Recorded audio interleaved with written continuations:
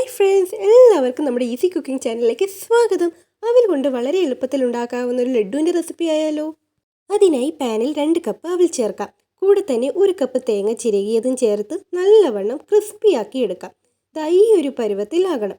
ചൂടൊന്ന് ആറിക്കഴിയുമ്പോൾ പൊടിച്ച് മാറ്റി വയ്ക്കാം. ഒരു ചെറിയ ഇടവേളയ്ക്ക് ശേഷമാണ് നമ്മൾ വീഡിയോസ് അപ്ലോഡ് ചെയ്യുന്നത്. കുറച്ച് തിരക്കായതുകൊണ്ടാണ്. ഇനി റെഗുലർലി വീഡിയോസ് അപ്ലോഡ് ചെയ്യുന്നതാണ്. അതുപോലെ നമ്മുടെ വീഡിയോസ് ഇഷ്ടപ്പെട്ടാൽ please like, share, comment and subscribe. അടുത്തതായി പാനിൽ 1 കപ്പ് ശർക്കരയും 1/2 കപ്പ് വെള്ളവും ചേർത്ത് നന്നായിട്ട് തിളച്ച് കുറുകി വരുമ്പോൾ നേരത്തെ പൊടിച്ച് മാറ്റി വെച്ച അവിൽ ചേർത്ത് മിക്സ് ആക്കാം.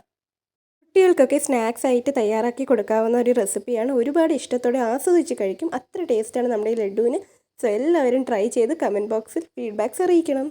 അടുത്തതായി നമ്മുടെ ഈ മിക്സിലേക്ക് 1 സ്പൂൺ നെയ്യ് ഒഴിക്കാം. കൂടെ തന്നെ നട്ട്സും ചേർക്കാം. ലഞ്ച് ബോക്സ് ഷോർട്സൊക്കെ കാണാത്തവരുണ്ടെങ്കിൽ ഒന്ന് കണ്ടേക്കണം. വെറൈറ്റി റെസിപ്പീസ് നമ്മുടെ ചാനലിൽ വരുന്നതാണ്.